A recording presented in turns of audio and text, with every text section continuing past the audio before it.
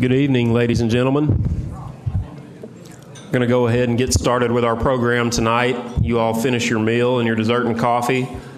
First order of business before they leave, we almost never catch them, but Mike Florian Dining Services do a wonderful job with this event every year, so let's give them a hand.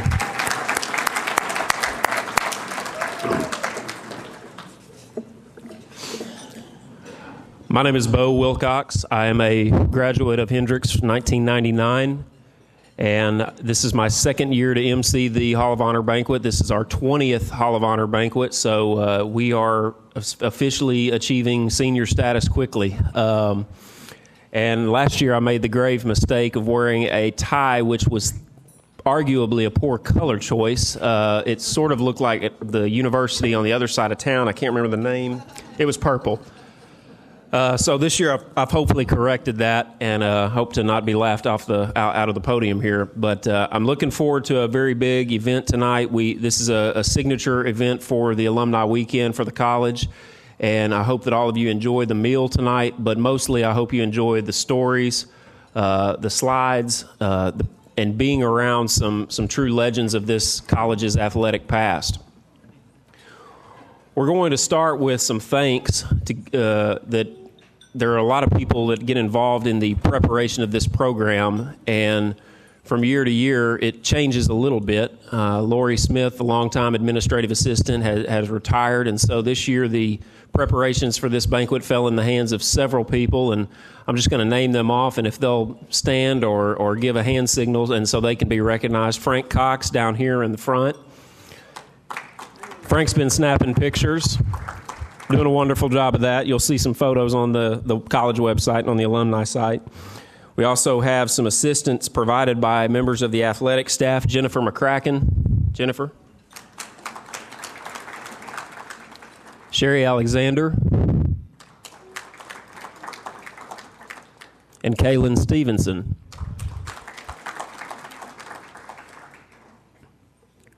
We're also very thrilled tonight to welcome back a lot of our board of trustees and our board of directors for the Booster Club. If anybody's on the boards of the college or of the board of the directors of the Booster Club, please just stand real quick and we'll collectively give you a round of applause.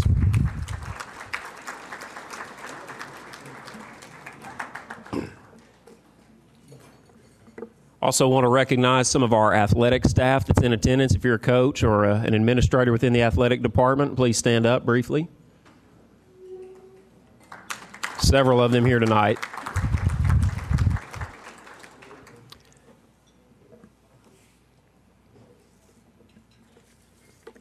And last but not least, among my introductions, I want to pay special attention to, in this back corner of the room, we have a couple of media members here covering our event. David McCollum from the Log Cabin Democrat. David is a longtime friend and colleague of mine, and he does this event justice every year with his coverage. And also sitting right next to David is Lewis Ambers from KASR 92.7 FM. And Lewis has given me some notes. This will be replayed at 4 p.m. On 92.7 FM Sunday, and it will also be available on csnsports.com for streaming. So if you want to hear me do this over again, God help you. At this time, if you'll turn in your program to the first page there, and after I got done with my spiel, we're going to turn it over to the acting president of the college, Ellis Arnold III. He's a graduate of the college from 1979, and he's been serving as acting president since January. So please welcome Ellis to the podium.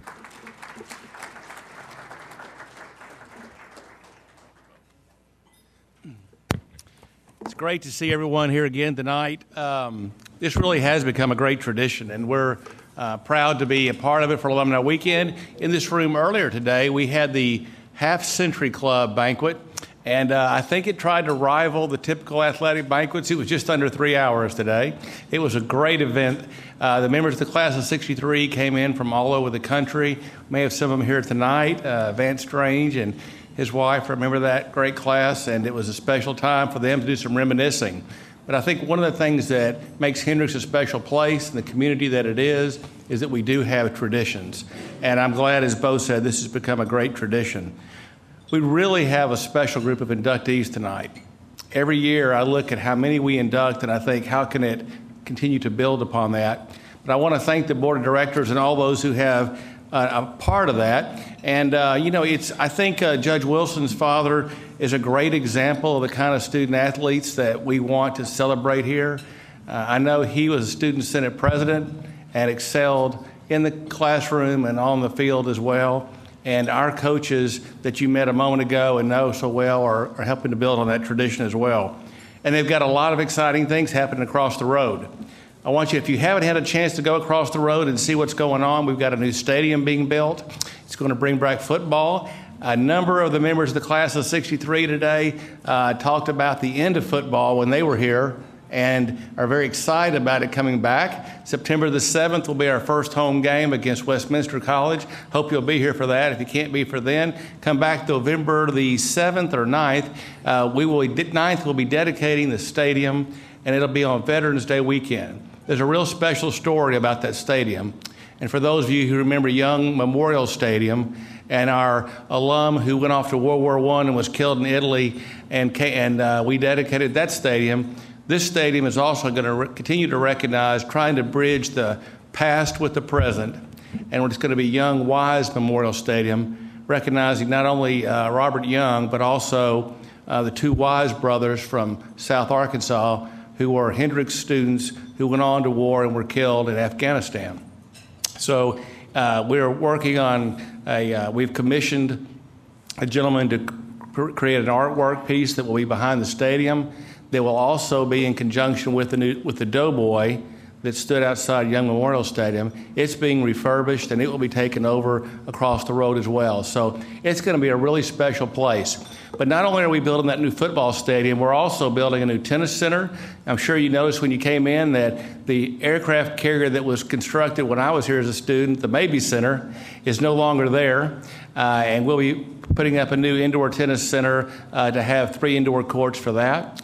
And adjacent to the tennis center will be a new athletics performance center, 17,000 square foot facility, which will have a 5,000 square foot weight room for all of our student athletes, not just football, training rooms, locker rooms. It's going to be providing much needed space for our athletics program, which has truly grown in the last few years. All you've got to do is look at the back of the program and see all the coaches that we have, and then think about the student athletes. I suspect we'll be near 400 student athletes next fall. In fact, the coaches play an enormous role in the success of this institution, not only by influencing the lives of these students each and every day, but also by recruiting them and helping to help the college grow its student enrollment. This fall, they're going to bring in 187 new students in the new student class. 187 student athletes will be joining us. We'd like to call them scholar athletes. That's the kind of students that I know that our coaching staff is trying to bring here to continue the tradition that we go back all the way to the 19-teens and Roy Wilson and the traditions that they built. I want to acknowledge also Amy Weaver, our athletic director, who is in Jackson, Mississippi with her softball team. I don't know how she does it, but she loves her team, and they are in Millsaps this weekend. And so I hope you'll be thinking about them as well. Again, let me just say thanks to all of our coaches. They do a tremendous job here to help continue to touch the lives of students that we get to recognize tonight, like Paul Henry and Nick Lasker and others that have helped shape the college. So congratulations to our recipients tonight, and welcome.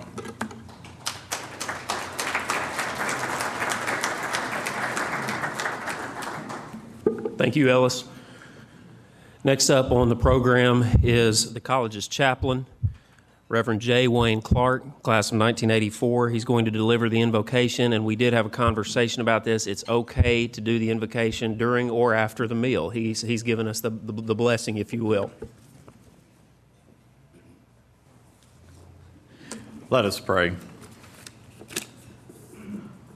O God, ever-present and Creator Spirit, we come to this banquet in a spirit of thanksgiving and praise. We offer thanks for the human body, the ability to persevere, and the gift of teamwork. Thank you for the opportunities to participate in sports, and to serve others through teaching, mentoring, and coaching.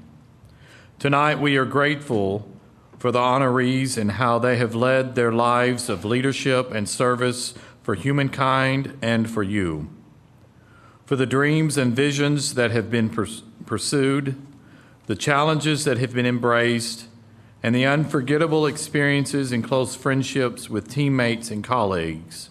We are most grateful, O God. Bless this gathering tonight as we honor accomplishments, hard work, and dedicated efforts by individuals. Bless as well, O Creator God, this food in the hands and the persons who have prepared them. Bless this food that it nourishes our bodies and our souls as we continue to use them for your better good. We celebrate with thanksgiving and praise as we honor you. Amen.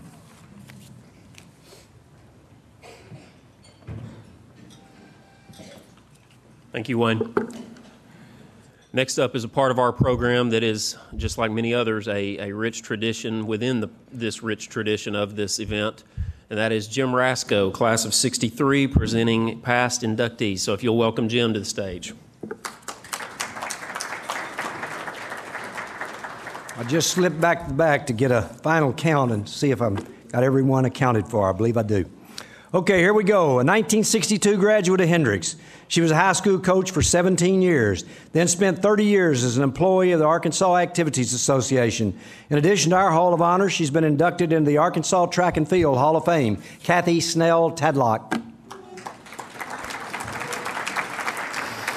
And at the same table, right beside her, a four-year letterman in football as a sophomore, second-team All-AIC, as a junior, honorable mention All-America.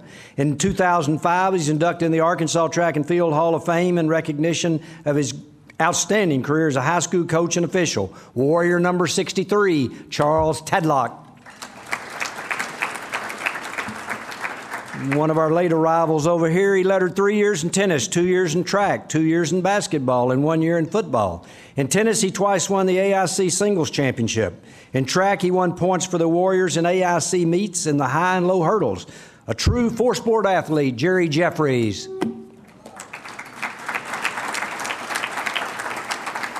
At Hendrix, he lettered 4 years in basketball and 1 year in track. As a junior, he led the Warriors to the finals of the NAIA district playoffs and was named second-team All-AIC. As a senior, he was unanimous choice on the All-AIC first team. Warrior number 30, Kent Ritchie. At Hendrix, he lettered in football, basketball, and track. He was named to the All-State team in AAU basketball. Honorable mention All-AIC in both football and basketball. After graduation from Hendrix in 1957, he had a long, outstanding career in coaching. Dr. Bill Nutter.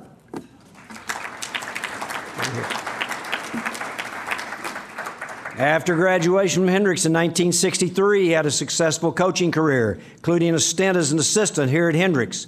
He was instrumental in the reorganization of our booster club and in the creation of this Sports Hall of Honor. And he was my roommate here at Hendrix, and we picked up our 50-year medallions today. Coach Vance Strange.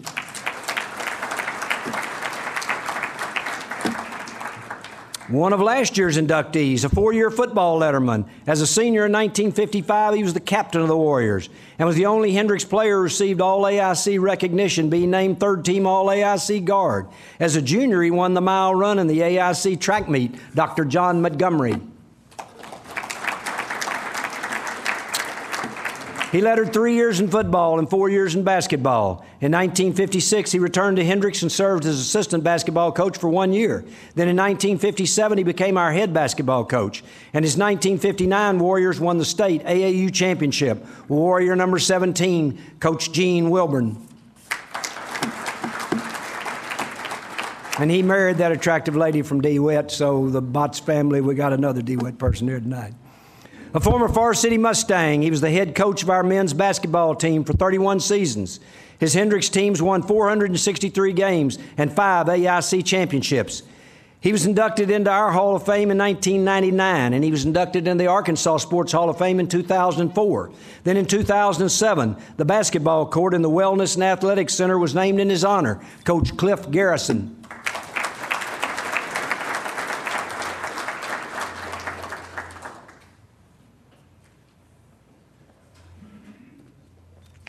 Great job as usual, Jim. We're going to move on to the induction of our very worthy nominees tonight. And if you'll pay attention to the projection down at the end of the room, you'll see some slides, and there's going to be a opportunity for some pictures to be taken afterwards. So anybody who gets a plaque tonight needs to stick around for a little bit. We're going to start with Roy Wilson, class of 1917. Roy was an Atkins, Arkansas native, and he had an early love of football and was a starter for Atkins's first high school teams in 1911, 12, and 13. His big brother Bert was an assistant coach, and their head coach, Oscar Alawan, was one of Roy's lifelong friends. Roy entered Hendrix in 1913 with the nickname Big. He began his football career as a guard for the Bulldogs. We were the Bulldogs then. And in his first year, Roy caught Arkansas College's fastest man from behind, and after a long chase, saved his team from being scored upon. The result, 46-0 victory for the Hendrix Bulldogs.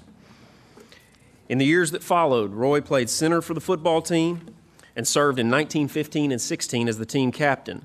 He played tackle and running back as well. In 1916, he was selected to be on the first team All-Arkansas at the position of center. The following year, he was starting halfback and once again served as captain of the team. This 3-year captainship was an honor conferred on no other Bulldog.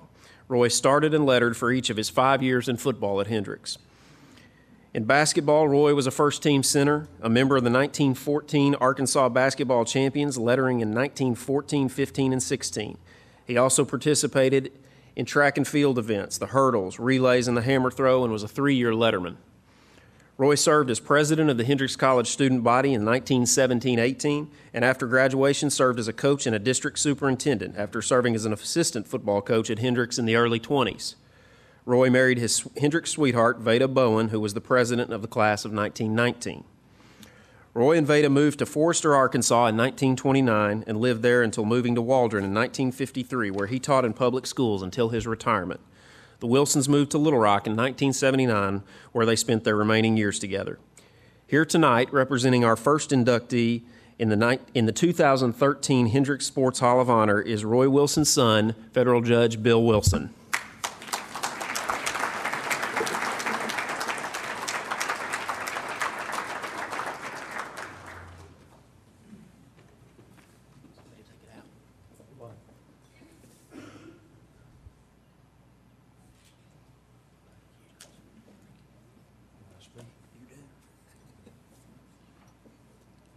May it please this distinguished gathering. First, I want to thank Vance Silent Strange, who nominated Dad. He did a tremendous amount of research and found things that I didn't remember or I never knew. Appreciate it very much, Vance. The co-nominator was Charles Wiggo Wiggins, a friend of mine. We transferred to Hendrix together in 1959 and remained my friend over the years. Secondly, I want to thank the Hendrix Cardinals who sent up the black smoke with respect to my dad for this honor. And in closing, I want to say this, and I mean it with all sincerity. If I had the words of Shakespeare, I couldn't tell you how much we appreciate this. Thank you.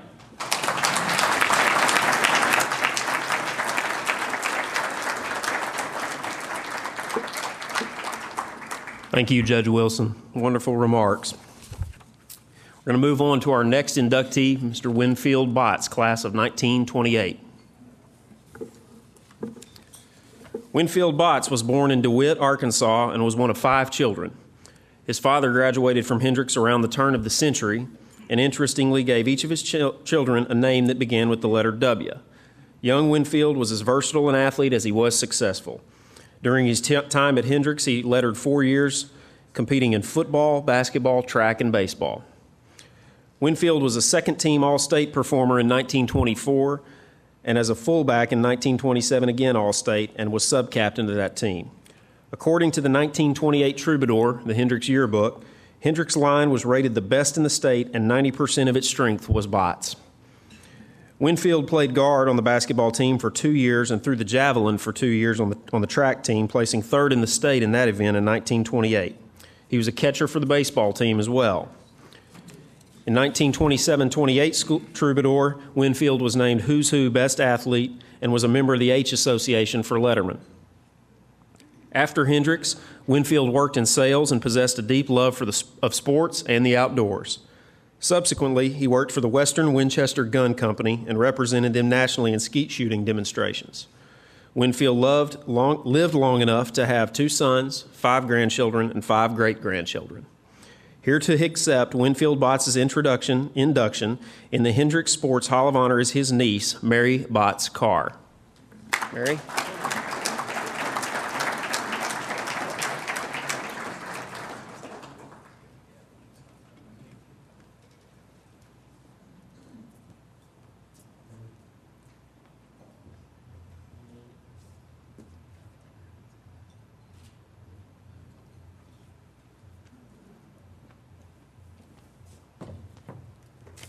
On behalf of the Botts family, I want to thank Hendrix College for this honor. Winfield Botts, the man I remember, certainly did not look like the one that I saw in a picture recently in a football uniform in the 1920s with his hair standing about 6 inches tall. And I looked at that and thought, well, I certainly hope that he had just taken his helmet off, and that was not his usual wear on campus. If it was, he fits the family stories of being the adventuresome one in our family. He was the only one of 5 children to move out of the state and live in Dallas, Texas. Now, the Winfield Botts I remember was Uncle Winfield. And he was a tall, broad-shouldered, handsome man with white wavy hair, wearing a bolo tie, carrying a white hat, and driving into DeWitt in his big white Cadillac. We thought he was the real true Texan, and he knew more than anyone else because he lived in the city. He would come each year around Christmas and bring his 2 sons for hunting on the family farm. Winfield's association with Hendrix goes back long before he was even born.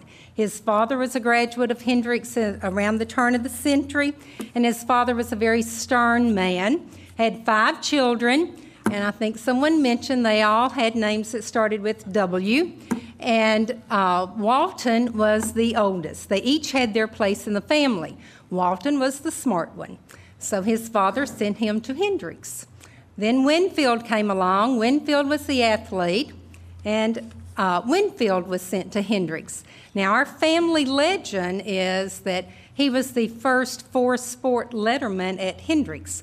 I don't know the facts on that, but that's what our family was told, and we were always proud of Uncle Winfield. Not only was he the smart one, but in high school, I'm sorry, he was the athlete. He was not the smart one. But when he was in high school, his friends called him Bear Botts, and I had a 92-year-old man correct me just the other day because they also called my father Bear Botts, and he said, now I want you to know, your dad wasn't the original Bear Botts. The original was Winfield. Now, the next child was my father, and he came along a few years later during the Depression, and he was sent to a less expensive college and decided to be an attorney and go into practice with his dad because it just seemed like the convenient thing to do. There was another daughter during the Depression, and she was sent to a less expensive college. But out of 5 children, all of them were sent to college. He had 12 grandchildren. All of the 12 grandchildren went to college. Most of them were college graduates. So I want to thank Hendrix College for planting that seed in our family. After Hendrix, my Uncle Winfield worked as a salesman in Little Rock and also worked as a duck guide. Now, we've heard that a lot of things go on the golf course. Jobs are secured on the golf course and big business deals are made. Well, Uncle Winfield got his job in a duck blind. While he was guiding some men from the Western Winchester Company, they offered him a position, and he ended up a regional manager for them. Winfield had 2 sons, Colonel Robert Botts, Mike Botts, 5 grandchildren, and 5 great-grandchildren. He loved Arkansas, worked in Texas, raised his children there, and then was returned to Arkansas to be buried in DeWitt, Arkansas in 1984.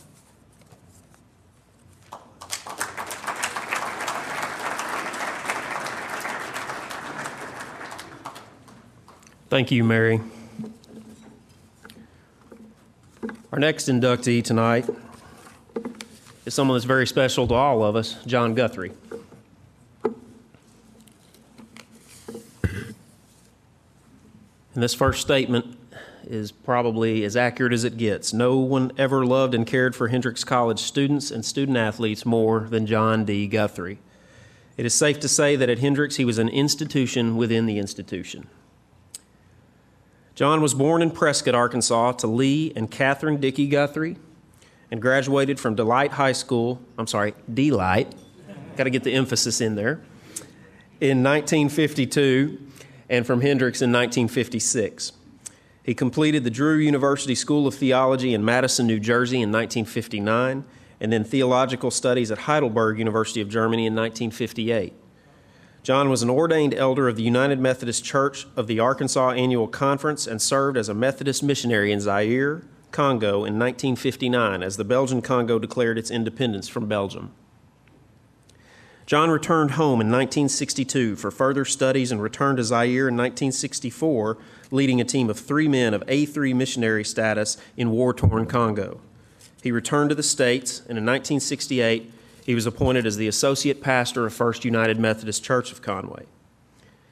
In 1969, Jon began serving as chaplain here at the college, and he held that position until he retired in 1996. He was brought back to the college in 2000 by former President J. Timothy Cloyd as a special advisor, and he served in that capacity until his passing last November. Jon was an ambassador for Warrior Athletics, beginning in his days as a student when he participated in basketball. He was one of the founding members of this board of the Hendrix Warrior Booster Club. He was a devoted fan who seldom missed a game and often provided special support to players, coaches, and students of Hendrix College, and the perfect example of Warrior pride. And on a selfish note, Jon married me and my wife in 2000, and my mother and my stepfather in 1985, and he's a treasure to our family, and so it's a great personal privilege for me to introduce Holly and Michael Martin, Jon's daughter and son-in-law, to receive this honor on behalf of Jon.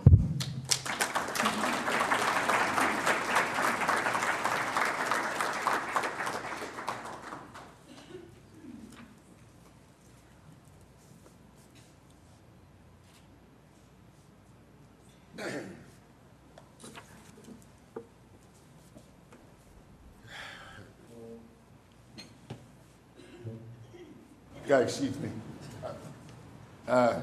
Still hurts.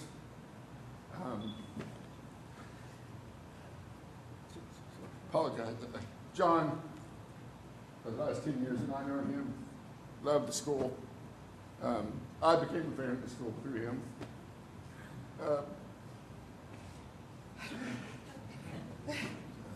He just, up until his final days, would always talk about Hendrix. I mean, I'm sorry, folks, it just still hurts. I appreciate it.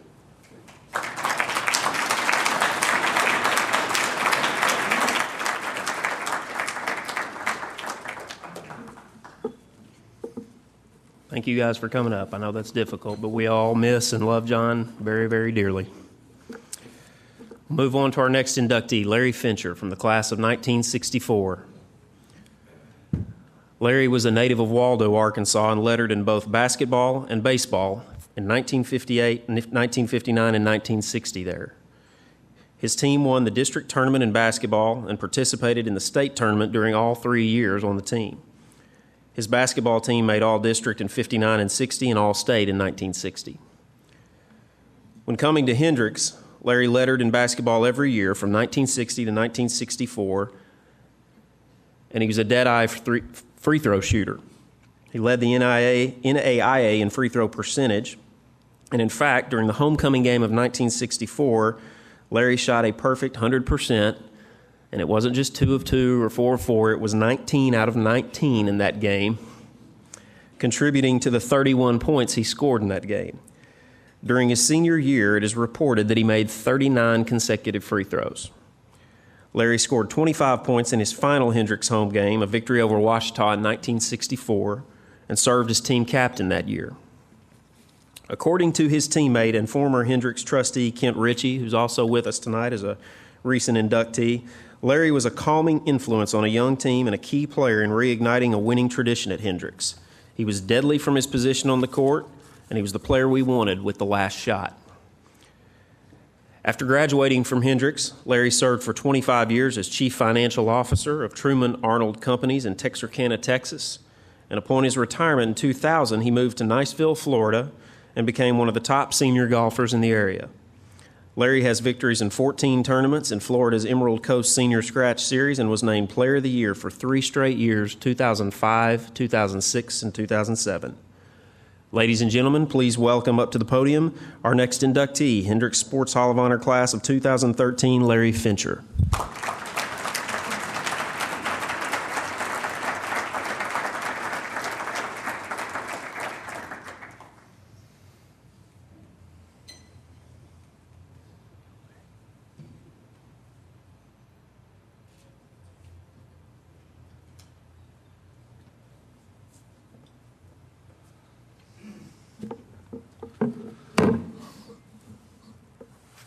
First, thanks to the Warrior Booster Club for this fine honor. I really, really appreciate it.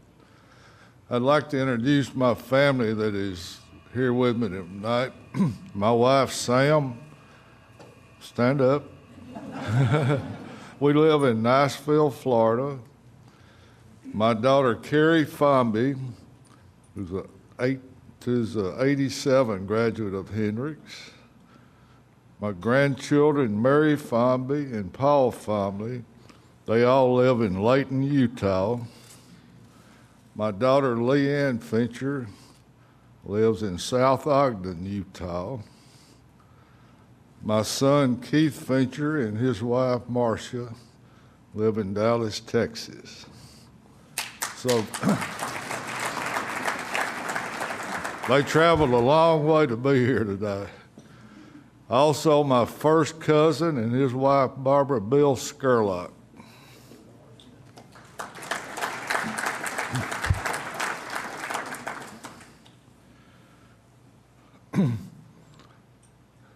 Upon graduation from high school, I was planning on attending Southern State College down in Magnolia, Arkansas. But my dad had attended Hendrix from 1926 to 1930. Played ball for Coach Grove. So growing up, I heard many, many Coach Grove stories, most of them several times. It was during the summer of 1960, my dad brought me up to visit Hendrix College.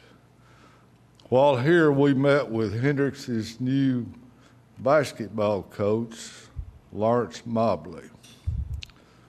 Coach Mobley told us of his plans for the Hendrix basketball program and encouraged me to come up and try out for the team. He told us he had no scholarships to offer that first year, but would have some the second year if I earned one. My dad made a commitment to pay my way to Hendrix the first year, but made it clear that if I was going to stay, I had to make a contribution on my own. So I decided to give it a try. My freshman year, we practiced and played in Old Axley Gym, which opened in 1927. That fall, we had over 30 players trying out for the team. We ended the season with 9. I was one of the 9, thank goodness. I had made the team, made a good contribution to the team, had earned my scholarship, so I could look forward to staying at Hendrix 3 more years. Starting my sophomore year, we moved to New Grove Gym. I was shocked to see this building today, the change that has been made in it, where I played basketball. Coach Mobley went out and did some great recruiting, brought some good basketball players to Hendrix, including Kent Ritchie back there, who was a truly great player. So the Hendrix basketball program was on the upswing. Coach Mobley left after my junior year, and Coach Morton Hutto came to Hendrix to coach my senior year. So I got to play for really 2 fine basketball coaches while I was here. I still consider the 4 years I spent at this college 4 of the best years of my life. And I still hold Hendrix College in extremely high regard. Thank you.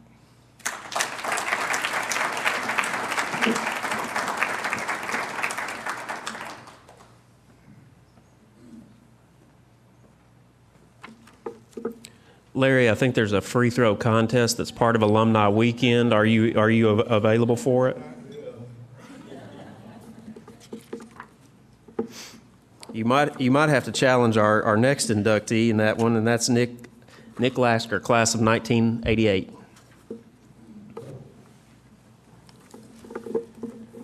Like many great Hendrix Warriors over the years, Nick was a homegrown product right here from the town of Conway. He was a natural on the courts, a leader on his Conway High School basketball team that he lettered on in 1982, 83, and 84. He was an all-conference player at that level for 2 years and an honorable mention All-State player as a senior. Nick arrived at Hendrix and lettered in each of the 4 years he was here. He was the AIC leader in free throws for 3 seasons, 86% in 1986, 82 in 87, and 84.5 in 88. His junior year included an honorable mention as an All-AIC player. He was an honorable mention NAIA All-District 17 player, and he was recognized as the team's Defensive Player of the Year. As a senior, Nick once again was named an honorable mention both All-AIC and NAIA All-District 17 and was the Spalding Player of the Game on 5 separate occasions. He was recognized by the Arkansas Democrat newspaper as the Player of the Week and was given the Bobby Reese Award, voted by coaches in the conference. Nick had many other interests during his time at Hendrix. He participated in the Students for Black Culture Committee and served as an ambassador for the college through membership on the Hendrix Host Committee. He met with high school students around the state who were interested in attending Hendrix, and there's no doubt that Nick got a lot of people to come to school here with his charm and his smile. Since graduating, Nick has received numerous coaching honors, including winning 7 conference championships, 5 AAU national basketball championships, 2 All-Star Game coaching appearances, 2 state championships, and 2 conference outstanding coach awards. In addition to this great legacy of sports leadership, Nick is also a licensed minister and continues to serve others as a positive role model in that way.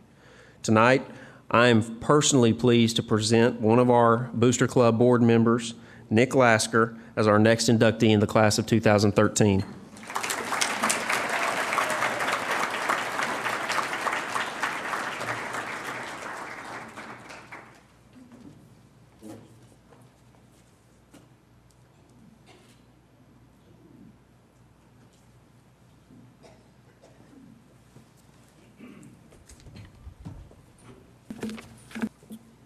Thank you.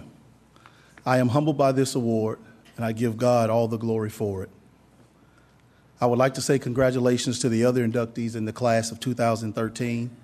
I'm honored to be a member of this class of the Hendrix College Sports Hall of Honor. My excitement for being inducted into the Hall of Honor can only be matched by the excitement I experienced making the first game I participated on in which there was an actual tryout. I remember standing there looking at the list, searching for my name. My heart was pounding, my hands sweating. I had some of those same feelings when I received notice that I had been selected for this honor. I know the selection committee had a challenging task. I am grateful for you for deciding my contributions through the great game of basketball are noteworthy enough to be selected as a Hall of Honor member. Thank you. Thank you to my wife, Karen, for her unconditional love and being my biggest fan. Thank you to my son, Al, who thinks I'm an okay guy and has twice the athletic ability I have.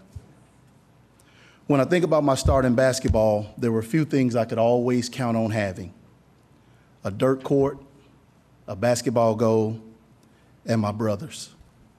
As a child, my brothers and I would get with our cousins and our friends, and we would go play basketball all day. Many times we would watch the games on TV and then rush outside and practice the moves we just saw. We would play all the what-if games. What if there was only 3 seconds left on the clock and this shot was for the championship? When I was not with my brothers, I would take the basketball and dribble in the driveway, up and down, back and forth, side to side. My career was made possible by many people. To say my family has helped me achieve in basketball would be an understatement. Without a doubt, it began with my parents. My father,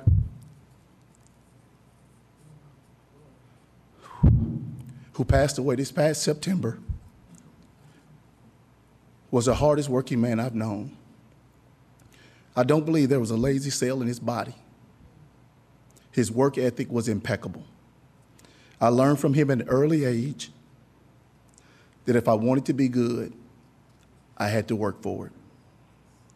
My mom, who's here tonight, has always been the encourager. She would simply say, "Son, do the best you can." My brothers, Lloyd Jr. and Dalian, better known as Duck and Bug, they were my teammates and occasionally my opponents while playing in the backyard. Thank you for being there and for all the great games and times we had on that old dirt court. To my sisters, Tennille, Tanzetta, and Tarina, thank you for your support, your love as sisters, and believing Big Brother could do no wrong. To my other family members present here tonight, thank you for your ongoing support, your help, your interest in my life and in my career. And now to my Warrior family. All of the honors and awards that I have been a part of as a Warrior were made possible because of special players, coaches, administrators, fans, and friends. A few representatives from those groups are here in attendance this evening to share this moment in time with me. I am here to accept this award, this honor, as a tribute to you, and thank you for your insight, encouragement, expertise, and friendship. As I prepare to leave the podium, I would like to express to Coach Cliff Garrison and Coach Jim Holland my deepest appreciation for their role in developing me not only as a basketball player, but as a young man. Still to this day, I am reminded of the various thoughts for the day. A few fly bites don't stop a spirited horse. Mental is the physical, as 4 is to 1. Don't look at the clock, just work till the job is done. He learns the quality of bounce as a rubber ball does when it's thrown to the floor. If what you did yesterday still seems big today, then you haven't done much today. And what the mind can conceive and believe, it can achieve. Needless to say, at the time these thoughts were presented to me, I had no knowledge of how valuable they were and would become. Thank you both for instilling mental toughness and the power of positive thinking in me. And so tonight, I humbly accept this award and thank you for your acknowledgement of my athletic contributions to this fine institution. Thank you.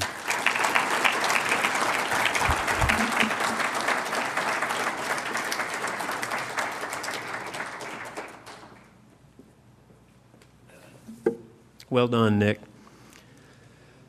Our final inductee for the evening is Paul Henry, also of the class of 1988.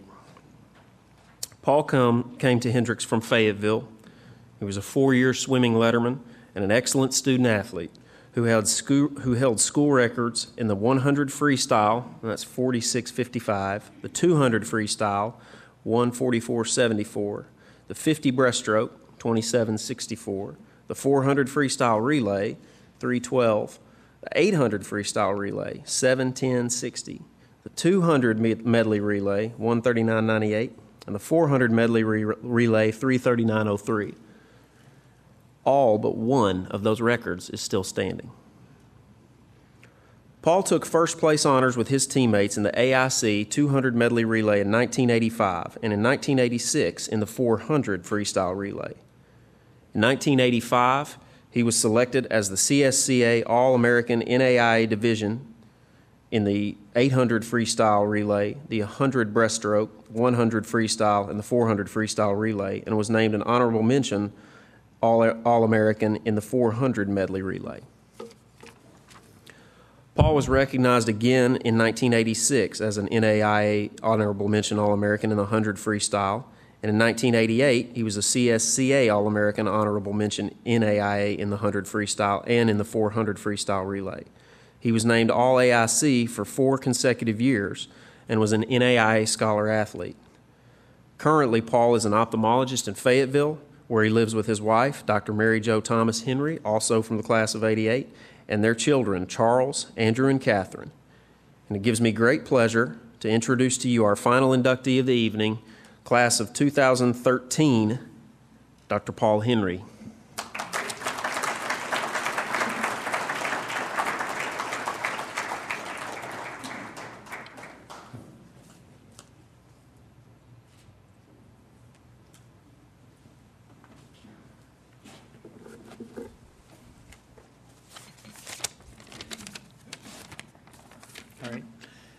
I want to thank the Warrior Booster Club for selecting me to receive this award. I look across the audience and see many people who are here to support family and friends. Thank you for supporting each of us. My wife and I brought our children to Hendrix today. We walked the legendary brick sidewalks.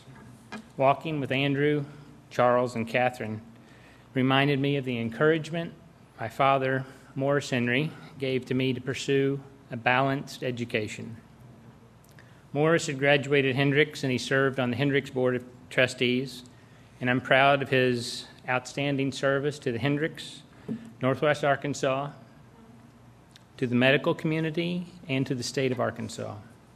Thank you, Dad, for living your life as an excellent example. Thank you also for the opportunity to work alongside you for the last 16 years at the Henry Eye Clinic. I look forward to many more. Mom, thank you for the example you set, your strong support for the family and community. I thank my entire family for being here, my brother and my sister, Catherine and Mark. Mary Jo, 28 years ago, I fell in love with you our freshman year at Hendrix. Thank you. You've been my wife for the past 24 years. You've raised our children, and I would not be the person today without you. Thank you for making me a better and whole person. My academic studies at Hendrix provided a foundation upon which I became a physician.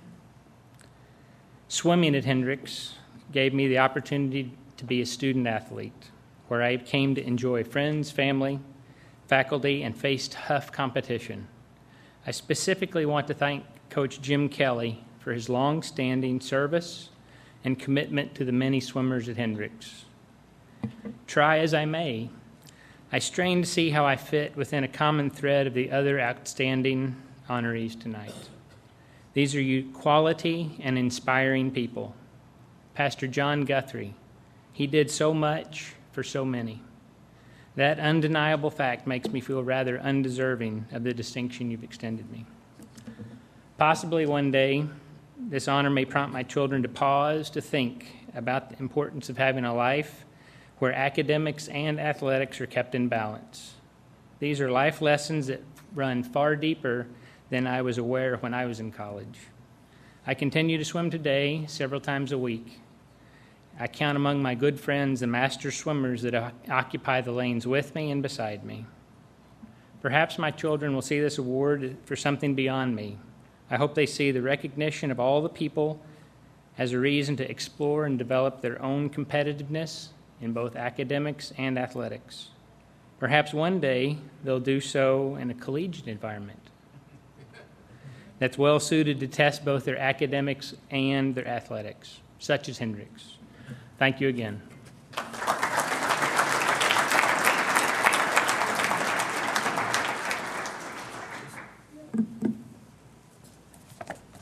Let's have one more collective round of applause for all the inductees tonight. Terrific group.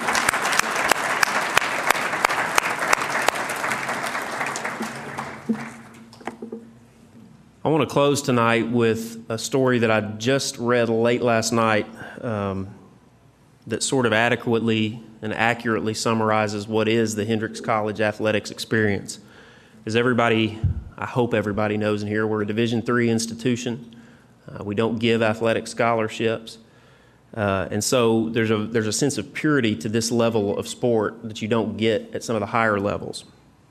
And last night I was reading a story about a coach that probably nobody around these parts knows, a guy named Frosty Westering.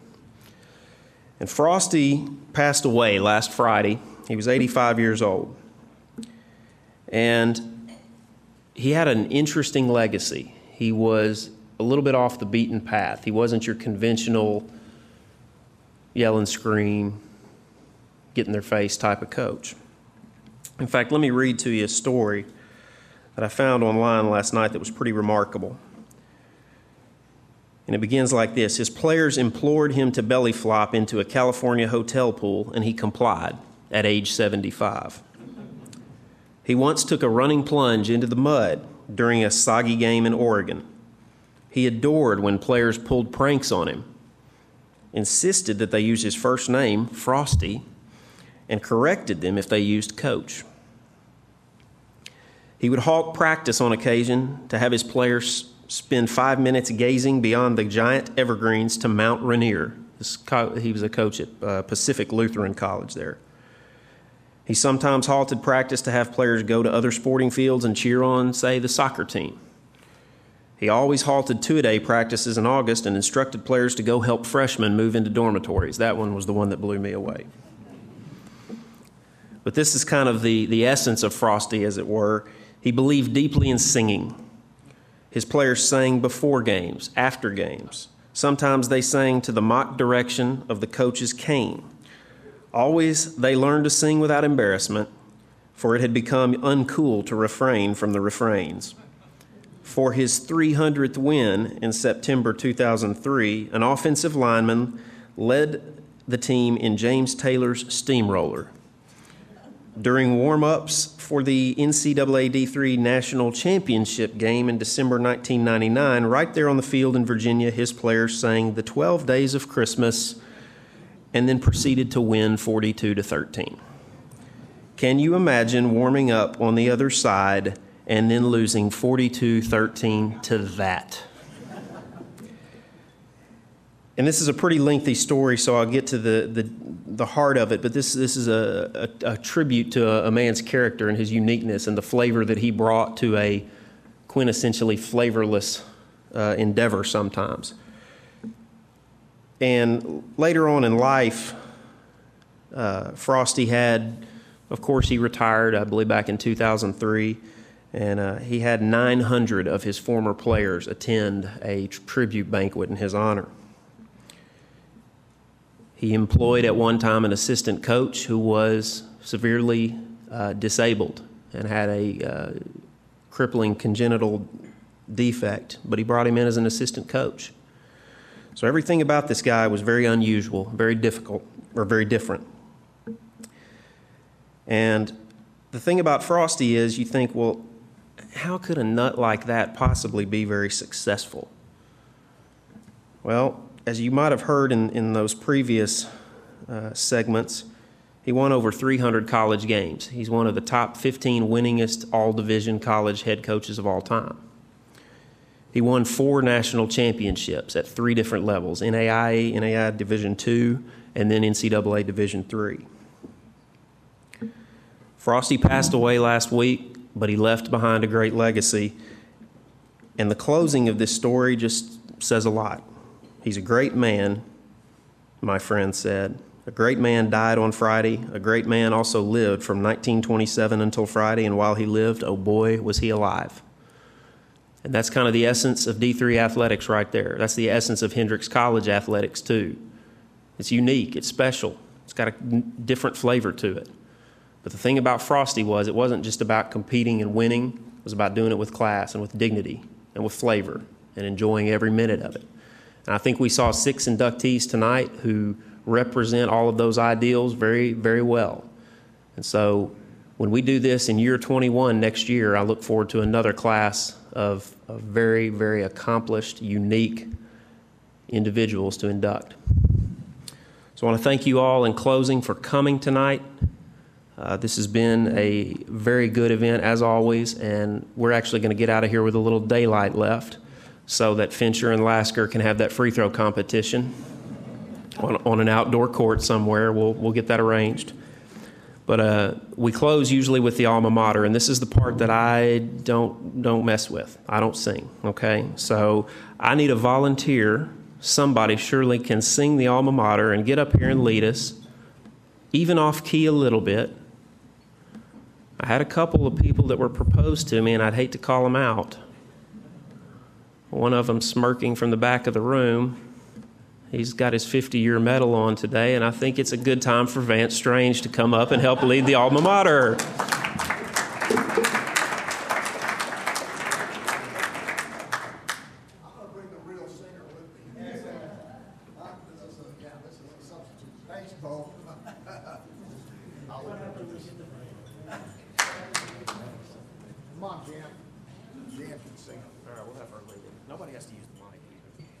Well, we'll be right here.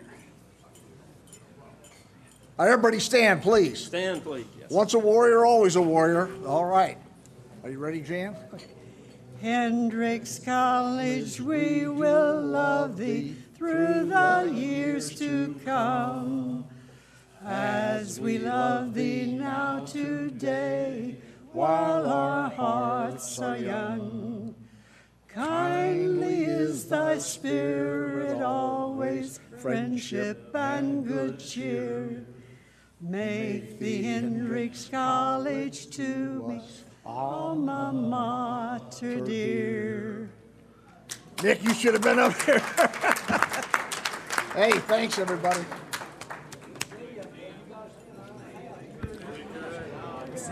I need all the inductees and their families to stick around for photographs. We're going to be taking some pictures down here at this end of the hall.